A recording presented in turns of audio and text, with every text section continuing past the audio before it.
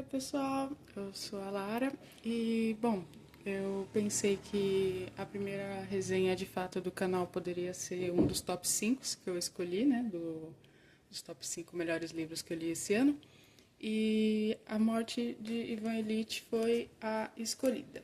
Eu vou fazer a resenha sobre esse livro e foi o que mais me impactou e confrontou no quesito de o que estou fazendo com a minha vida. É um livro absurdamente devastador do ponto de vista humano, né? De que a única certeza de que temos é que um dia iremos morrer.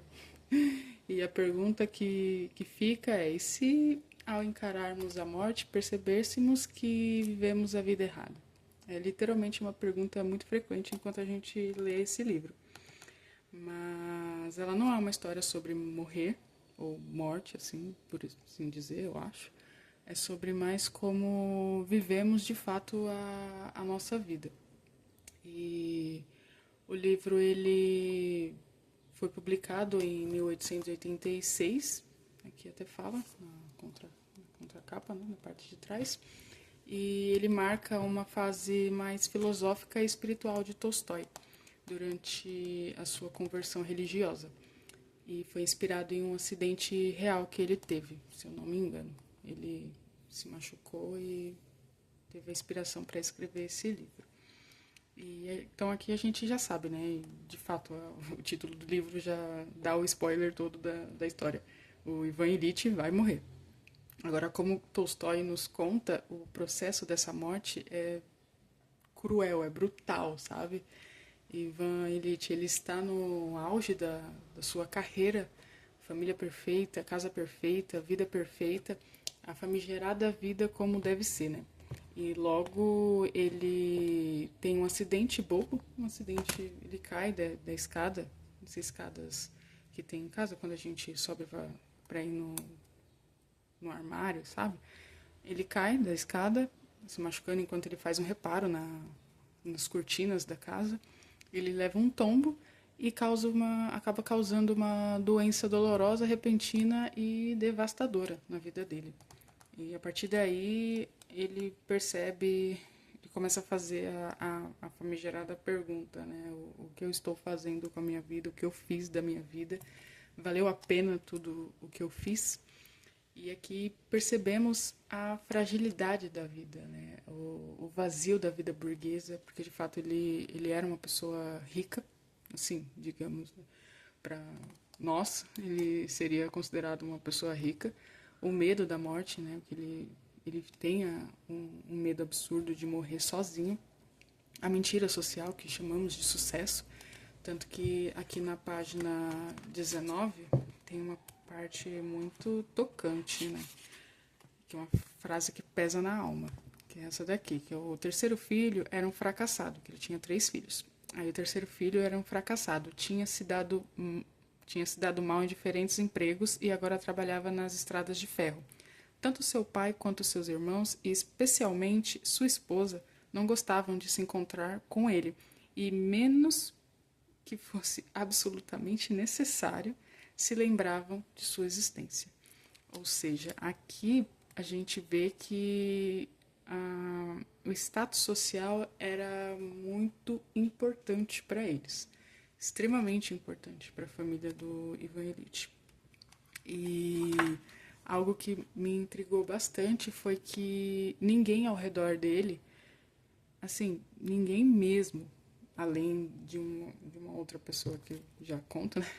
Ninguém ao redor dele fala a verdade. Os médicos mentem, a família finge não se importar quando ele descobre que está doente e que ele fica doente e piora conforme vai passando. Os colegas seguem a vida e até disputam um cargo que vai vagar depois da morte dele, né? Eles, assim, é totalmente indiferente à morte dele. Eles não estão praticamente nem aí que o Ivan vai morrer. E é surpreendentemente horrível como a morte é tratada aqui como algo inconveniente, não é humano para eles. É algo assim, para a família do Ivan e para os amigos, é algo tipo, é horrível e eu não quero presenciar isso. a forma como a família dele trata ele enquanto ele agoniza de dor chega a ser cruel. E o maior sofrimento que ele tem não é físico, ele se sente sozinho. O único de fato que o ajuda é o personagem Gerashim, acho que é assim que se fala, se eu falei errado, me perdoem, que vez ou outra ameniza a sua dor ao levantar as suas pernas para cima, enquanto ele deitado agoniza de dor, né? Porque ele fica deitado, ele fica acamado, ele não consegue se movimentar, ele não tem movimentos debilitados, né, dele. Então ele passa parte do dia deitado. E esse Rachin, ele meio que é o, a enfermeira dele, por assim dizer. Ele cuida da higiene, da comida. E enquanto ele está ali, ele ajuda como ele pode. É uma pessoa simples. Então, enquanto ele está ali ajudando, a família dele ignora e finge que ele nem está mais lá. Começam a ver questão de testamento, quanto que eles vão ter quando ele morrer.